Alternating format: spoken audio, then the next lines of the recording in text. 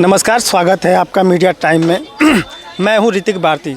आज चकिया क्षेत्र में बाबा साहब भीमराव अंबेडकर जयंती 134वां मनाया गया, जिसमें सैकड़ों की संख्या में लोग यहां पे आकर इस काफिलों को नया मौका और नया तरीका और नए जज्बे के साथ यहां पे मनाया। आइए यहाँ पे लोगों से हम पूछते हैं कि बाबा साहब जयंती जो मनाए हैं, इस उपलक्ष्य में और इस कार्यक्रम में क्या भाव और क्या संदेश समाज में पहुंचाना चाह रहे हैं। सबसे पहले हम यहाँ पे आते हैं, प्रधान जी से बात करते हैं। प्रधान जी, अपना परिचय बताइए। हम ग्राम प्रधान नितिनपुर राजेश कुमार भारती। आप लोगों ने बाबा साहब जयंती मनाई, इस जयंती को लेकर के समाज में क्या एक शिक्षा और क्या इस दर्शाते हैं? हम संदेश देना चाहते हैं कि जैसे बाबा साहब संघर्ष किए हैं, वैसे हर लोग संघर्ष करें। बाबा साहब के संघर्ष को लेकर के प्रधान जी के द्वारा बताया गया कि समाज में उनके जिस तरह से समाज में शिक्षा को लेकर के उन्होंने बढ़ावा दिया, संघर्ष करो, उस तरह से बाबा साहब के लिए इन लोगों ने प्रेरणा दिया है। आइए हम प्रधान जी से बात करते हैं और जानते हैं यहाँ के कार्यक्रम के बारे में। परिचय बताइए अपना। मैं मुढ़वा प्रधान, मुढ़वा दक्षिणी, और डॉक्टर भीमराव अंबेडकर के तत्वाधान में ये हमारे युवाओं का बहुत बड़ा हौसला था। जो कार्यक्रम अभी तक हो नहीं रहा था हमारे क्षेत्र में, और हमारे नौजवानों का ये कहना था कि नहीं, ये चीज़ होना चाहिए। तो हमारे प्रधान जी और भाई साहब, सभी लोगों का, जितने लोग हैं, आप सभी लोगों का सहयोग मिला और बच्चों का हौसला बढ़ाया गया। इसमें ये लगा कि नहीं, ये चीज़ होना चाहिए, एक नई चीज़, एक नई दिशा, एक नई गति देनी चाहिए। बाबा साहब के कारवां को आगे बढ़ाते हुए और उनको दिशा को आगे और बढ़ाने के लिए और प्रधान जी द्वारा बताया जा रहा है। और प्रधान जी, बाबा साहब का ये जो कारवां है शिक्षा को लेकर, संदेश पहुंचाने के लिए, समाज को एकता को लेकर, इस पर क्या कहेंगे?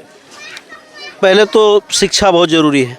बाबा साहब ने कहा कि पहले शिक्षित बनो, संघर्ष करो। पहले शिक्षित बनो, फिर संगठित हो, उसके बाद संघर्ष करो।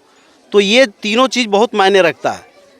शिक्षित होना ज़रूरी है, और समाज में एक मैसेज ये नया दिया गया इसलिए कि किसी भी चीज़ को भूलना नहीं है। यानी हमारे बाबा साहब हम लोगों के लिए मरने मिटने का काम किया। बाबा साहब ने हमारे लिए अपने 4-4 बच्चों को त्याग दिया, और हम लोगों को अगर ये नहीं चाहते, बाबा साहब अगर ये थोड़ा सा भी अपने बच्चों का मोह कर लेते, तो आज इतने बच्चों का भविष्य अंधकार में हो जाता। इसलिए ये चीज़ ज़रूरी था कि एक नया कारवां होना चाहिए और एक नया गति इस नए आने वाली पीढ़ी को देना चाहिए। ये हमारा मैसेज है। बाबा साहब के 134वां जन्मदिन पे हमारे एक्स जिला अध्यक्ष शैलेश जी से इनके बारे में हम जानते हैं कि क्या है ये मुद्दा और क्या है इस बाबा साहब के जयंती को लेकर के। समाज में इतना अच्छा संगठित और इतना अच्छा कारवां लेकर के चले हैं, आइए जानते हैं इनके बारे में। जी, बहुत बहुत धन्यवाद आपका। आज बाबा साहब अम्बेडकर के जयंती पर मैं सभी को बधाई देना चाहता हूं। और आज पूरे चकिया में सब गाँव में छोटे छोटे कार्यक्रम किए जाते थे, लेकिन प्रधान जी लोगों के द्वारा और हम लोगों के द्वारा एक निर्णय लिया गया कि हम लोग एक चकिया क्षेत्र में एक बड़े स्तर का कार्यक्रम करें।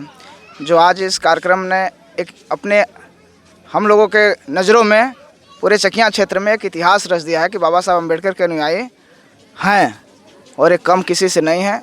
जो तमाम धर्म के लोग, तमाम पार्टी के लोग अपने अपने झंडे बैनर लेकर चलते हैं, तो उनको ये पता होना चाहिए कि बाबा साहब अम्बेडकर का झंडा न कम है न कमज़ोर है, इस देश में सबसे ज़्यादा है और हमेशा रहेगा। बाबा साहब अम्बेडकर का तमाम जगहों पे मूर्तियाँ तोड़ी जा रही है।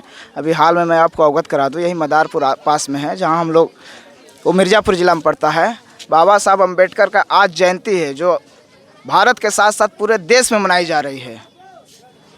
आज बाबा साहब अम्बेडकर को भी प्रशासन द्वारा वहाँ बंद कर रखा गया है, वहाँ मूर्ति स्थापित कर दी गई है, लेकिन फिर भी उस मूर्ति को खोलने का अधिकार नहीं दिया जा रहा है। आप जानिए कि जिन्होंने कानून बनाया, उनके लिए भी ये लोग इस भाजपा की सरकार में आज बाबा साहब अम्बेडकर को तमाम जगहों पे अपमान किया जा रहा है। तो ये जिस दिन अम्बेडकरवादियों की सरकार आएगी, उस दिन एक एक जुल्म का हिसाब इनसे लेने के लिए तैयार है। जय भीम। आइए हम बात करते हैं, देखते हैं ये कौन, इनका परिचय ले लेते हैं इनके ही ज़बानी। अपना परिचय बताइए। मेरा नाम बाबूलाल एडवोकेट है, चकिया प्रैक्टिस करते हैं। आज यहाँ युवाओं के जोश को देखते हुए और नीली क्रांति को देखते हुए आज यह लगा हमको कि भारत में नीली क्रांति ही सबको जो है समान अधिकार देने का काम करेगी और सभी लोगों को स्वतंत्रता, बंधुता, भाईचारा लाने का काम करेगी। जैसे कि बाबा साहब भीमराव अंबेडकर ने संविधान में लिखा है, संपूर्ण प्रभुत्व संपन्न लोकतांत्रिक धर्मनिरपेक्ष गणराज्य, तो उसके मूल रूप ढांचे को लाने के लिए आज युवा तत्पर है और उसके लिए जो भी बलिदान देना पड़ेगा, जो भी न्यौछावर करना पड़ेगा, ये सारे युवा जो है पूरे देश की युवा एकत्रित हो गए हैं और जब तक नीली क्रांति नहीं आएगी तब तक अपनी लड़ाई को जारी रखने के लिए तैयार हैं। बहुत बहुत धन्यवाद।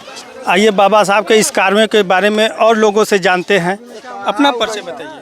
मेरा नाम हरिहर प्रसाद है, मैं ग्राम डकही का रहने वाला हूं और सबसे पहले मैं बाबा साहब डॉक्टर भीमराव अंबेडकर के विचारों का नमन करता हूं।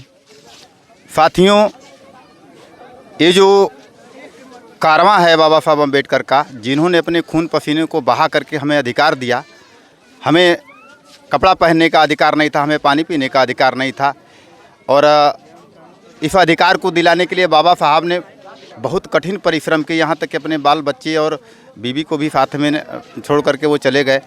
बाबा साहब अकेले होते हुए फिर भी अपने इन संघर्षों से जो हमको अधिकार दिए हैं, पानी पीने का अधिकार, हम बोतल खरीदते हैं तो 20 रुपए की बोतल मिलती है ना, लेकिन बाबा साहब ने हमें पानी पीने का अधिकार दिया। प्रकृति के जितने स्रोत थे वो सारे स्रोत बंद थे,